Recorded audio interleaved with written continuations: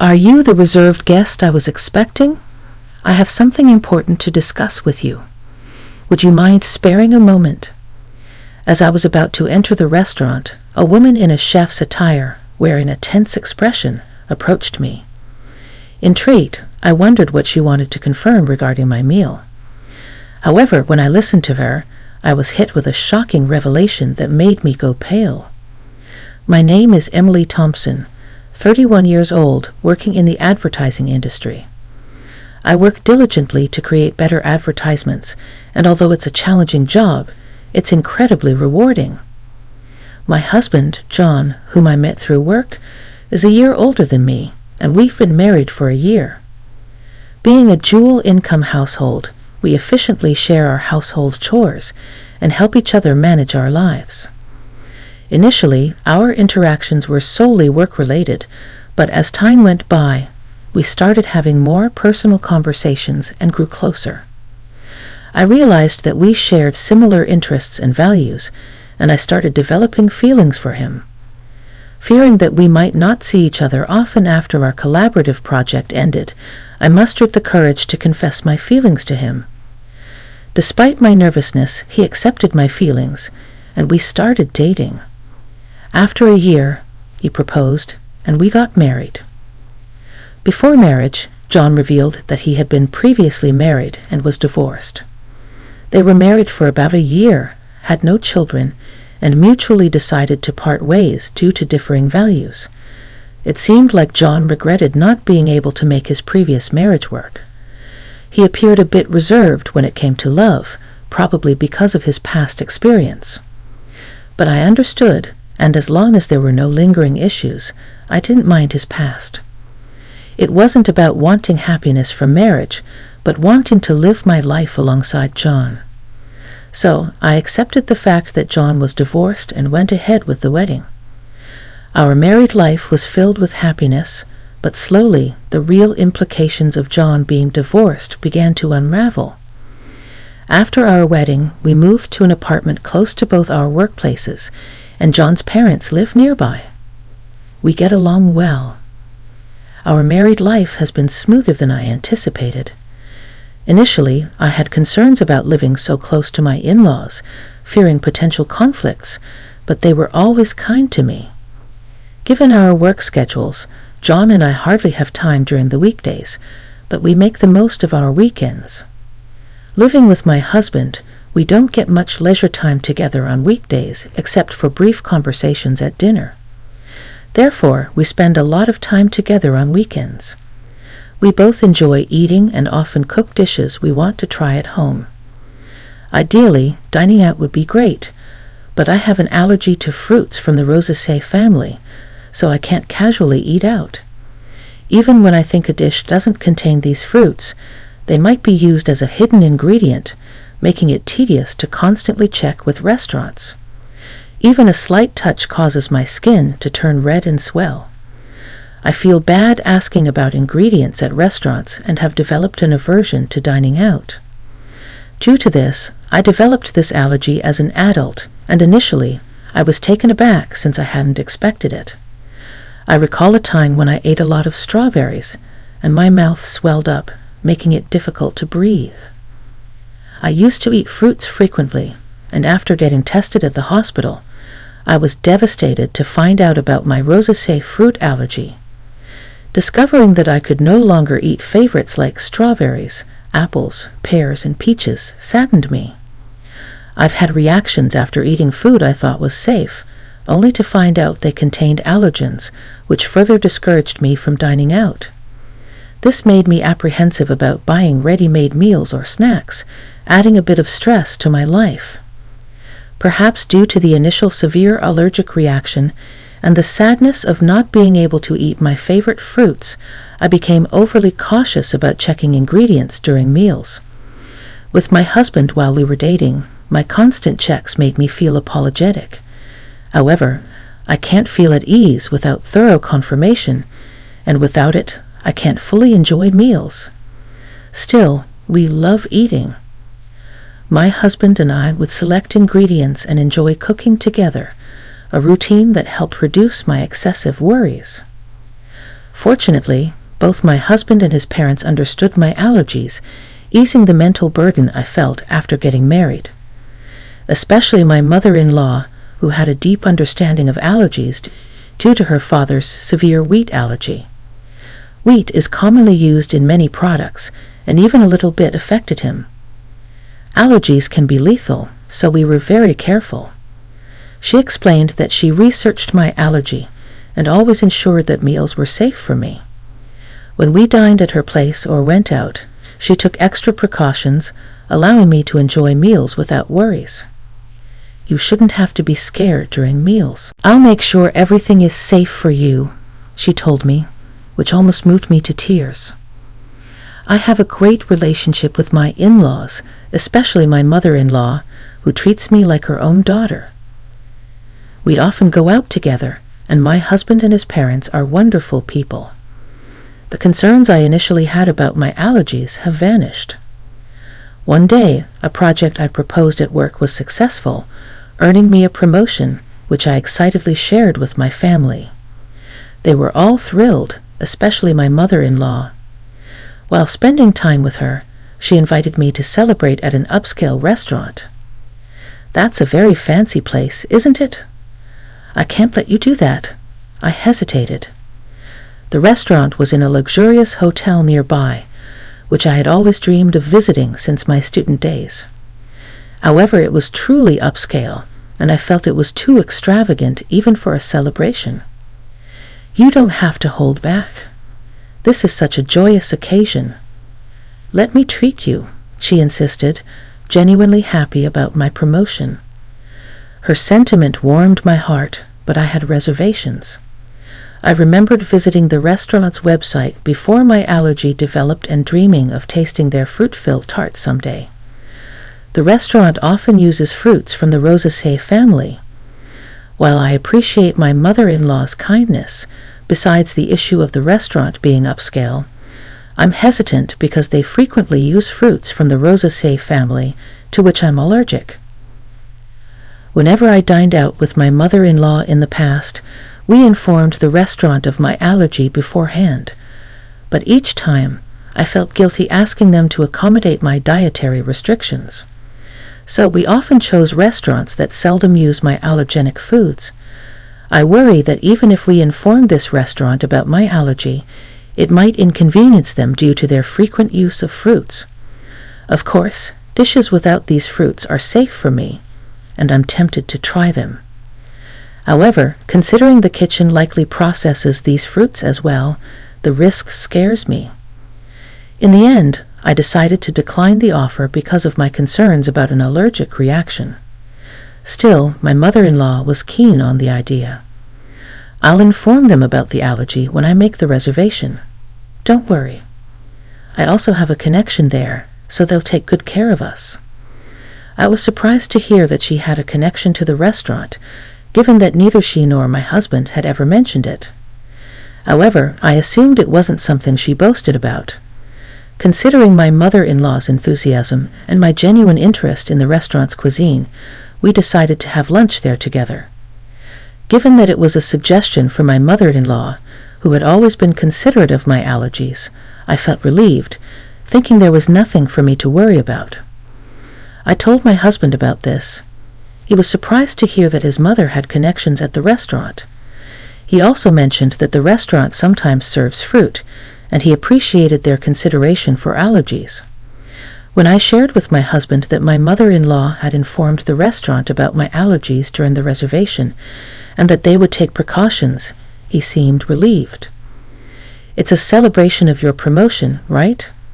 Make sure to enjoy yourself, he said with a laugh.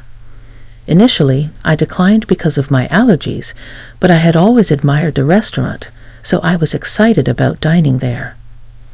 On the day I had been eagerly waiting for, since it was a weekday, I took the half-day off after finishing my morning work. I planned to head straight to the restaurant. Being a high-end place, I chose a more formal outfit than usual, and paid extra attention to my appearance when going to work. Colleagues noticed my attire and asked about my plans. When I told them about the meal, they wished me a good time before I left the office excitedly. As I entered the hotel entrance, my mother-in-law was already there. The two of us headed to the restaurant on the first floor, and since we had a reservation, we were immediately escorted to our table. Our reservation was for 1:00 p.m., but due to the busy lunchtime, we were informed that the serving might be a bit delayed. Understanding the popularity of the high-end restaurant, I decided to order just drinks for the time being and wait patiently. Having already finished work and being encouraged by my mother-in-law, I ordered champagne. We enjoyed our conversation while waiting for our meal. I've had champagne before, but the one I had that day tasted the best. Feeling the effects of the alcohol and the anticipation of dining at a restaurant I had longed for, I was in high spirits. From the dishes at the neighboring tables, I could tell the food looked delicious, and I eagerly awaited our meal. Suddenly, my phone rang from inside my bag. Realizing I hadn't turned it off during my meal with my mother-in-law, I tried to shut it off. Seeing the incoming call was from work, I sobered up immediately. Worried that there might be a problem, I excused myself from my mother-in-law and stepped out of the restaurant to take the call, ensuring no one was around in case of sensitive information. The call was regarding a document I had submitted earlier that day. My colleague urgently needed clarification. Relieved that it wasn't because of an error on my part, I answered their questions and wrapped up the call in about 5 minutes. As I was about to turn off my phone to go back and enjoy my meal, an unfamiliar woman approached me. "Excuse me, you're the customer who made a reservation for today's meal at the restaurant, right?" The woman was dressed as a chef, presumably from the restaurant's kitchen. She looked rushed and a bit out of breath with a concerned expression. I wondered why she would come out during such a busy time. I was puzzled, but when she said she needed to confirm something, I answered her questions. Her face went pale, and she urgently told me to leave the hotel immediately. "It's dangerous to go back to the restaurant now. Please leave the hotel and ensure your safety immediately." Suspicious of the woman's intense demeanor, I asked for clarification. Once I grasped the situation, I felt the blood drain from my face. I quickly hopped into a taxi waiting in front of the hotel and headed home. That evening, my mother-in-law called. When I picked up, she was furious about me leaving her at the hotel and returning home without saying anything, causing embarrassment since she had reserved a special course. "You had everything set up to celebrate, and you just leave without a word. Don't you know basic manners?" "What kind of upbringing did you have?" she said angrily. I had never seen my mother-in-law this upset before, and she started to berate me. I had always thought of my mother-in-law as a kind and gentle person, but there was no trace of that now. I believed that the kind mother-in-law I had known would be upset if I left without saying anything, but would also be concerned about whether something had happened to me. However, she was furiously yelling with such intensity that I began to believe the rumors about her were true. As I remained silent, she continued to berate me further, complaining even about my parents and how they raised me. "You've been silent this whole time. Don't you realize you've done something wrong? You're not fit to be my son's wife." After a long tirade, she finally seemed to calm down a bit. I then quietly posed a question to her. "You told me that you informed the restaurant about my allergies when you made the reservation today, and I could relax, right? But the restaurant wasn't aware of my allergies. So what happened?" In fact, the meal today had ingredients that I was allergic to, not only in the dessert but also in the main courses. The allergenic ingredients were used in marinades and sauces, which weren't apparent from just looking. The woman who approached me earlier had taken the reservation call from you, and she said that no mention of my allergies had been made. However, she noticed the allergy badge on my bag and came to check just in case. Being the chef responsible for our meal that day, she immediately noticed the inclusion of the allergenic ingredients. If she hadn't informed me, I would have unknowingly consumed the food with allergens, which would have resulted in a severe allergic reaction. Initially, I doubted that my mother-in-law would purposely make me consume allergens, but considering the woman took time out of her busy schedule to inform me, I quickly believed her. Furthermore, this woman knew about my mother-in-law's true nature, and she deduced my situation, advising me to leave immediately and ensure I went somewhere my mother-in-law wouldn't follow. The reason she knew my mother-in-law was that she was my husband's ex-wife, now working under the name Kate Young. Seeing me with my mother-in-law, she realized I was the new wife and decided to help me out. She assumed I was the new wife because she believed that my mother-in-law wouldn't have female friends, especially someone of a similar age. After getting married to my husband, the ex-wife lived with his parents and was subjected to significant mistreatment by my mother-in-law. Before they married, she, like me, thought the mother-in-law was gentle and kind, which left her quite baffled once they started living together. When my husband or father-in-law wasn't around, the ex-wife faced continuous criticism for her housework and was always subjected to snide remarks. Being a full-time housewife, she had no escape. Despite her culinary skills honed from attending a professional cooking school, the mother-in-law still found faults with her dishes, even discarding them at times. She considered discussing this with her husband, but the mother-in-law was adept at concealing her true nature, especially around him. Feeling her complaints would fall on deaf ears, the ex-wife aimed to gather evidence. However, as she had recently become a full-time housewife, she lacked funds and was almost constantly under the watchful eye of the mother-in-law. Unable to gather proof and without anyone to confide in, she felt trapped in this life, so she fled in the form of a divorce. Despite never having worked before, she utilized her culinary license to seek employment and was lucky to land a job at the restaurant. She worked diligently, and over time, the memories of her mistreatment faded and she began to enjoy her work.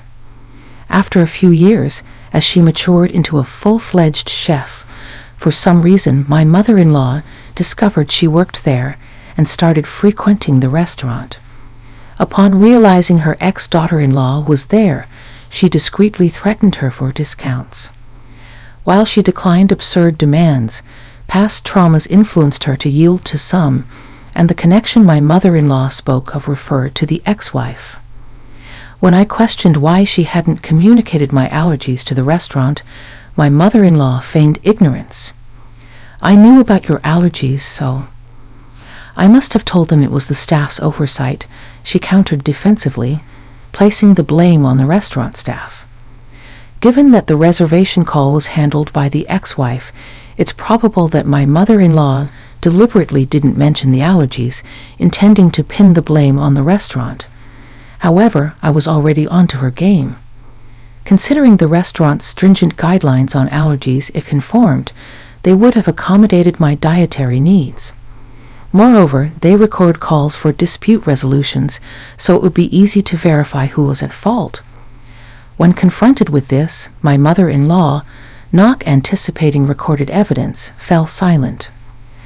I pressed on, asking why she hadn't mentioned my allergies this time, even though she was always cautious about them. Until now, my mother-in-law was well aware of the dangers of allergies and always showed concern, so I never imagined she'd do something like this. She knew it wouldn't end well for me, given our good relationship until then. Curious about her actions, I sought an explanation. After a brief silence, she shouted defiantly, "I despise you. You outshine me. You deserve some pain." She was envious since I received praise at work and was more liked in the neighborhood than her. She arrogantly claimed that even if I spoke out, no one would believe me. If it weren't for this incident, I wouldn't have believed she was capable of such actions. Thus, I collected evidence to reveal her true nature and confronted her with it. Everyone would believe me. My parents and my husband, John, were there, and the conversation was being recorded. Everyone present had heard her berate me and her intentions to purposely expose me to allergens. After leaving the restaurant, I immediately went to my parents' house and had John join us. I informed them of the situation, and we were discussing our next steps when she called. I switched the call to speaker and started recording for evidence. As a result, we had her incriminating statements on tape. She was taken aback by my revelation and asked in a shaky voice, "Wait, is John there with you?" She never expected her son to find out and asked in a trembling voice in response. John, who had been silent and emotionless, spoke up, "I heard everything."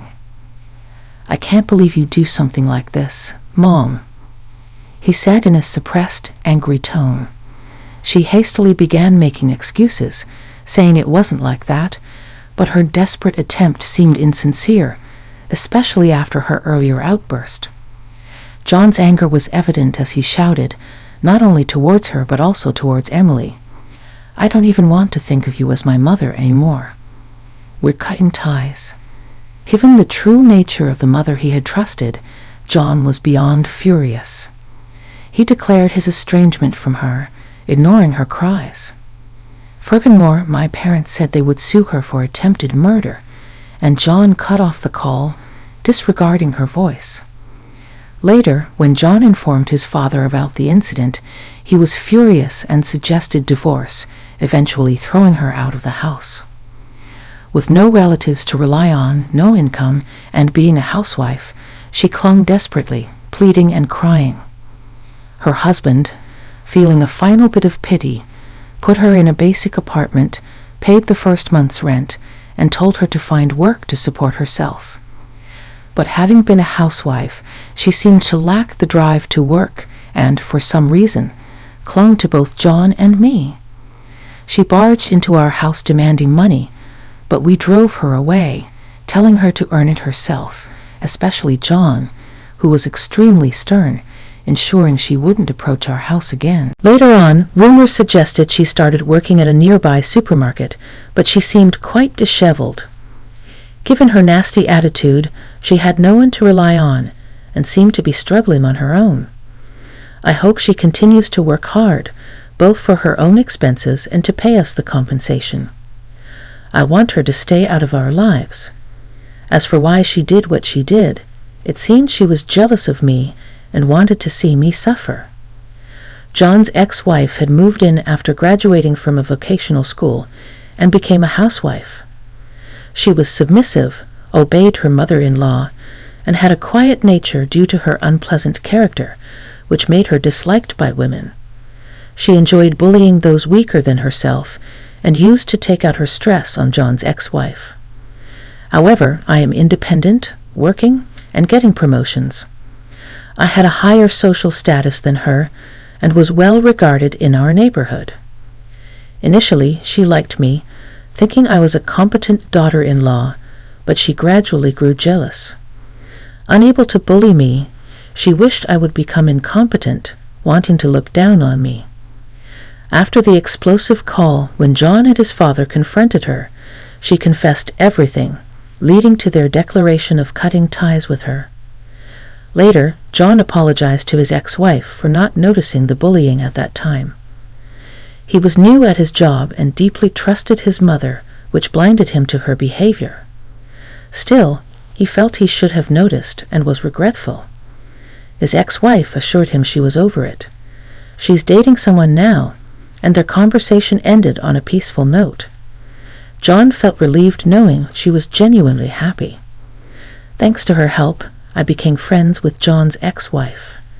She's also career-oriented, and we get along well. Although she's his ex-wife, there's nothing concerning regarding their relationship, and I'm glad to have a friend close in age. After settling matters with the mother-in-law, John and his father threw me a promotion party. With the celebration from the two of them, I felt happy and determined to continue working hard without worrying about my mother-in-law.